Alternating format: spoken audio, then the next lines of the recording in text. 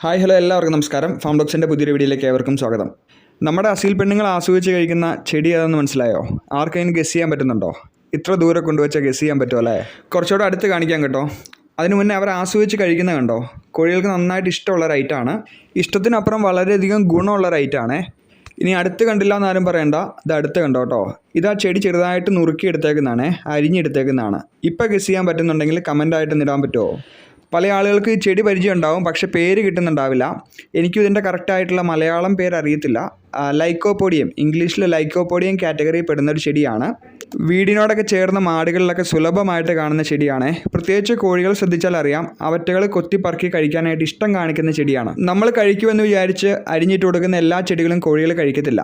അതിനുള്ള കാരണം അവരുടെ ശരീരത്തിലേക്ക് വേണ്ടതായിട്ടുള്ള ഒരു ഐറ്റം അടങ്ങിയിട്ടുള്ള ചെടി മാത്രമാണ് അവർ കഴിക്കത്തുള്ളൂ.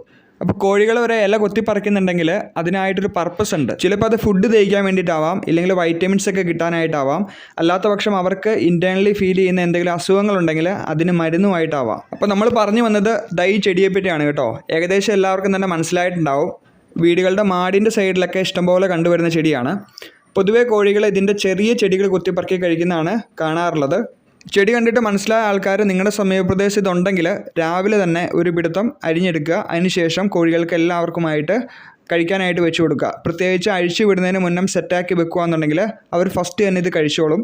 അപ്പോൾ ഈ കഥയൊക്കെ കേട്ടിട്ട് ഇതിൻ്റെ പർപ്പസ് എന്താണെന്ന് അറിയണ്ടേ? ഞാൻ പറഞ്ഞു കോഴികൾ ഓരോ ചെടി കഴിക്കുന്നതിന് ഓരോ പർപ്പസ് ഉണ്ട്. ഈ ഒരു ചെടി കഴിക്കുന്നതിൻ്റെ പർപ്പസ് പറഞ്ഞുതരാം. ലൈക്കോപോഡിയം കാറ്റഗറി വരുന്ന ചെടിയാണെന്ന് പറഞ്ഞു. ഈ കാറ്റഗറി വരുന്ന ചെടികളെല്ലാം ലങ്സിൻ്റെ ഫംഗ്ഷനിങ്ങിനെ ബൂസ്റ്റപ്പ് ചെയ്യുന്ന ചെടികളാണ്. അപ്പോൾ കോഴികൾ ഇത് കഴിക്കുമ്പോൾ ബ്രോങ്കൈറ്റിസ് പോലെയുള്ള ഡെഡ്ലി ആയിട്ടുള്ള ഡിസീസിലേക്ക് പോകാതിരിക്കും. ഈവൻ മഴ നനഞ്ഞാൽ പോലും കോഴികൾക്ക് വലിയ പ്രശ്നങ്ങൾ ഉണ്ടാവത്തില്ല, കഫക്കെട്ട് ഉണ്ടാവത്തില്ല, ശ്വാസതടസ്സം ഉണ്ടാവത്തില്ല, പ്രശ്നങ്ങളൊന്നുമില്ലാതെ പ്രോപ്പറായിട്ട് പോകാനായിട്ട് പറ്റും. അത് അവർക്ക് നന്നായിട്ട് അറിയാവുന്നതുകൊണ്ടാണ് ഈ ഒരു ചെടി അവരെ കൊത്തിപ്പറക്കി കഴിക്കുന്നത്. അഴിച്ചുവിടുന്ന കോഴികളെ സംബന്ധിച്ച് അവർക്ക് അവസരമുണ്ട്. അവർക്കിത് വേണമെന്നുണ്ടെങ്കിൽ കണ്ടുപിടിച്ച് കഴിക്കാനായിട്ടുള്ള അവസരമുണ്ട്. പക്ഷെ നമ്മൾ കൂടുകളിലൊക്കെ വളർത്തുന്ന കോഴികൾക്ക് ഇത് കണ്ടുപിടിക്കാനോ കഴിക്കാനോ ഉള്ള അവസരമില്ല.